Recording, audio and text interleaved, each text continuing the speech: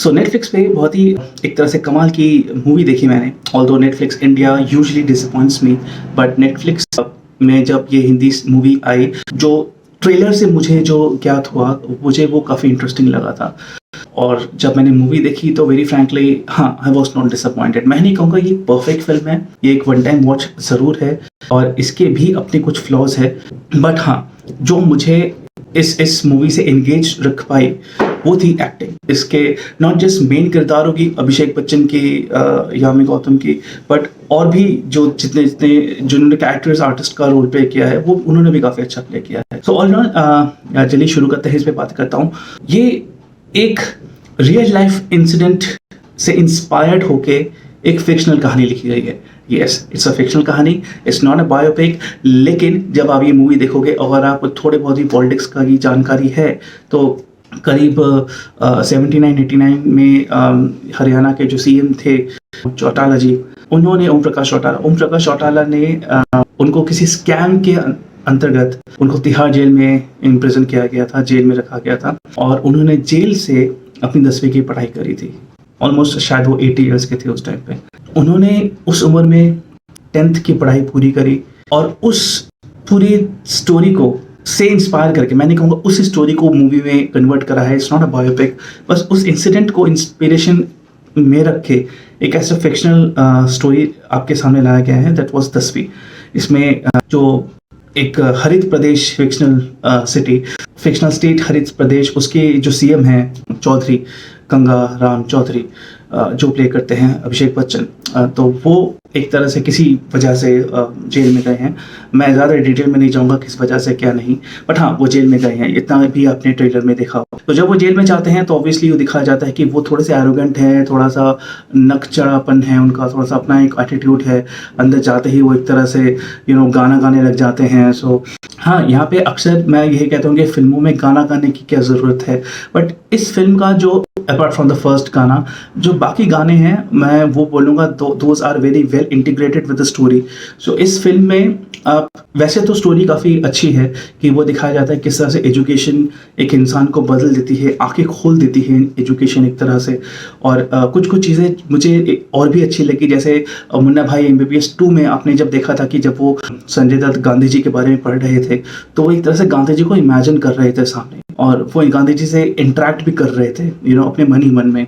ठीक वैसे ही दिखाया गया यहाँ पे भी, जब वो हिस्ट्री के बारे में पढ़ रहे थे अभिषेक बच्चन, उनका जो कैरेक्टर है वो जब हिस्ट्री की किताबें पढ़ रहा होता है तो वो चंद्रशेखर आज़ाद, बोस, गांधी जी और भी इस तरह से जो कैरेक्टर्स रहे हैं, लेजेंडरी या फ्रीडम फाइटर्स रहे हैं, उनसे वो बात कर रहे हैं, उनको वो अपने सामने देख रहे हैं। जब वो चीज़ें हो रही है, साइमन गो बैक वाला एपिसोड हो रहा है हिस्ट्री में, अपने आप को उस एपिसोड में, उस इंसिडेंट में अपने आप को सामने रख के वो देखते हैं कि क्या हुआ होगा। चंद्रशेखर आज़ाद का जो वो लास्ट सीन होता है उनकी लाइफ में, जब वो शूट आउट हो रहा होता है, फिर वो जो उनकी बंदूक में लाश गोली होती है और अपने आप को मारते हैं, तो ये सारी चीज़ें जब हो रही होती तब अभिषेक बच्चन अपने आप को अपने उन किरदारों के, उन हिस्ट्री के लेजेंड्स के सामने अपने आप को इमेजिन करते हैं और फिर उन्हें ज्ञात होता है कि किस तरह से ये जो फ्रीडम मिली है हमें वो कितनी इंपॉर्टेंट है, कैसे लोगों ने एक तरह से सैक्रिफाइस किया है अपनी लाइफ का, तब जाके ये फ्रीडम हमें मिला है।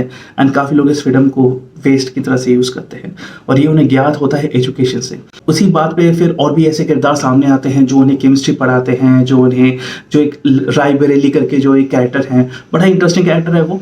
इनफैक्ट जो नाम राय बरेली पढ़ा है वो भी काफ़ी इंटरेस्टिंग तरीके से पढ़ा है। लोग जो जेल में हैं वो इंग्लिश बोल नहीं पाते, वो लाइब्रेरी बोल नहीं पाते, राय बरेली बोलते हैं। तो that was very interesting touch. इस तरह से और भी काफ़ी किरदार है। इनफैक्ट जो कुछ आप देखोगे TVF के या 3 पत्ती जो यूट्यूब चैनल्स हैं, उसमें जो कुछ किरदार हैं, जो छोटे मियाँ हैं, वो एक किरदार प्ले करते हैं जो इन्हें मैथ्स पढ़ाते हैं। Although he is a prisoner as well. इस फिल्म में बंटी का किरदार प्ले किया है, घंटी का रोल प्ले किया है, तो वो काफ़ी अच्छा दिखाया है। तो ये सभी किरदार थोड़ा थोड़ा करके आपको हंसाते हैं और आपको अपने से एक तरह से बांधे रखते हैं। इनके अलावा जो एक तरह से मेन किरदार है, अपार्ट फ्रॉम अभिषेक बच्चन का किरदार, मैं उन पे बाद में आता हूँ। अभिषेक बच्चन के अलावा जो यामी गौतम का किरदार है वो भी मुझे काफ़ी अच्छा लगा। इनफैक्ट यामी गौतम का ये जो सेकेंड फेज है, मैं कहूँगा इस यामी गौतम वर्जन 2.0, अभी हाल फिलहाल में मैंने थर्सडे का भी रिव्यू दिया था। She has really proved her mettle as an actress. ये वर्जन पहले यामी गौतम के वर्जन से ज़्यादा अच्छा लग रहा है। She is definitely showing potential as an actress. तो उनको देखना वाकई में अच्छा लगता है when watching on screen performing as a good actress. इनके अलावा निमृत कौर एक कैरेक्टर प्ले करती है बिमला देवी, जो अभिषेक बच्चन वाले जो चौधरी का कैरेक्टर है उनकी वाइफ का रोल प्ले करती हैं। और जब ये चौधरी का जो किरदार है ये जो जेल में चले जाते हैं तो वो अपनी बीवी को सीएम की कुर्सी पे रख के जाते हैं। तो फिर किस तरह से उनमें एक तरह से पर्सनैलिटी चेंज आ जाती है बिमला देवी में, जो निमृत कौर ने प्ले किया है वो मैं कहूँगा निमृत कौर ने काफ़ी अच्छी तरह से प्ले किया है। ऑल्दो मैं यहाँ पे हल्का सा एक मेमोरी का फ्लॉ था कि स्टार्टिंग में ये दिखाया गया कि जो ये कैरेक्टर है बिमला देवी काफ़ी एक सहमी हुई सी, डरी हुई सी है, डोसाइल टाइप की लेडी है।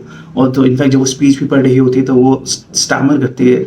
कुछ नेक्स्ट सीन में दिखाते हैं कि she is all well adjusted, एक तरह से उनका काया पलट हो जाता है, किस तरह से वो इस पावर में डूब जाती हैं और कहीं ना कहीं वो यही चाहती हैं कि उनके हस्बैंड जेल में ही रहे जिससे कि वो सत्ता में बनी रहे। तो ये छोटी छोटी चीज़ें हुई हैं। ऑल्दो मैं इस कैरेक्टर को तो जस्टिफाइड नहीं कहूँगा, बट निमृत कौर ने इस कैरेक्टर को डेफिनेटली अच्छा प्ले किया है। अब बात करते हैं अभिषेक बच्चन की। उन्होंने ऑब्वियसली द मेन किरदार चौधरी का रोल प्ले किया है।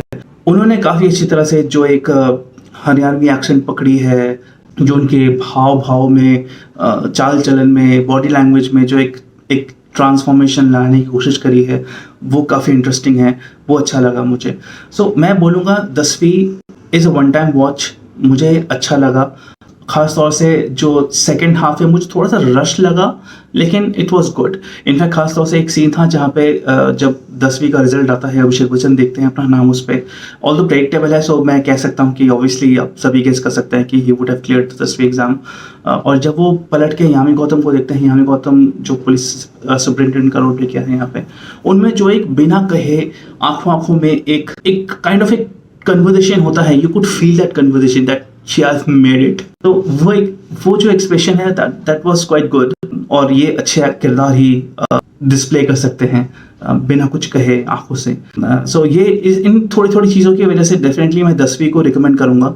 हालांकि मैं ये ज़रूर कहूँगा कि 10वीं इज़ नॉट अ मास्टरपीस। 10वीं doesn't deserve a 5/5 rating for sure. It's not the best movie, इसमें भी कुछ फ्लॉज हैं, बट क्योंकि और मैं हमेशा से यही कहता हूँ कि किसी भी मूवी या सीरीज को की जो एक्चुअल हीरो है वो उसकी स्टोरी होती है, बट इस मूवी में स्टोरी कहीं ना कहीं ओवरशैडो कर जाती है उनके एक्टिंग की परफॉर्मेंस की वजह से, एक्टर्स की एक्टिंग की परफॉर्मेंस की वजह से। इस मूवी को मैं रिकमेंड करूंगा इन किरदारों के, इन एक्टर्स के परफॉर्मेंस के लिए, अभिषेक बच्चन, यामी गौतम, निमृत कौर और जो डिफरेंट अदर कैरेक्टर्स हैं उनके बारे में। सो वो मुझे काफ़ी अच्छा लगा। सो जो पहला सॉन्ग था अभिषेक बच्चन का वो more like it was a crowd puller song, but बाकी जो सॉन्ग्स हैं वो क्राउड पुलर अगर ना भी हो तो वो काफ़ी वेल इंटीग्रेटेड है विद द स्टोरी। तो मैंने वो गाने स्किप नहीं करे। बाकी it's a very clean movie, आप ये घर में अपनी फैमिली के साथ देख सकते हो। सो 10वीं I would give it a 3/5 rating. It's a good film, decent film, clean film with a good intent. Although execution में हल्का सा थोड़ा सा कम रह गया, but वो एक्टिंग की वजह से ये एक नॉच ऊपर और ले जाती है। अगर एक्टिंग भी बेकार होती या कास्टिंग बेकार होती तो शायद ये फिल्म उतनी खास नहीं होती, मौकरी बन जाती है film. So thanks to the actors इसकी वजह से, और end of course the casting director जिसकी वजह से ये फिल्म थोड़ी अच्छी बन पाई। कुडोस टू द डायरेक्टर जिन्होंने इस तरह की मूवी बनाने की कोशिश भी करी। That's on me for now. If you resonate with whatever I'm saying, please press like, and मेरे फेस आप पहली बार देख रहे हो तो सब्सक्राइब कीजिएगा, बेल आइकन जरूर दबाना, सो मैं जब भी कोई वीडियो अपलोड करूँ आपके स्क्रीन पे आ जाऊँ। That's on me for now. Take care. Bye.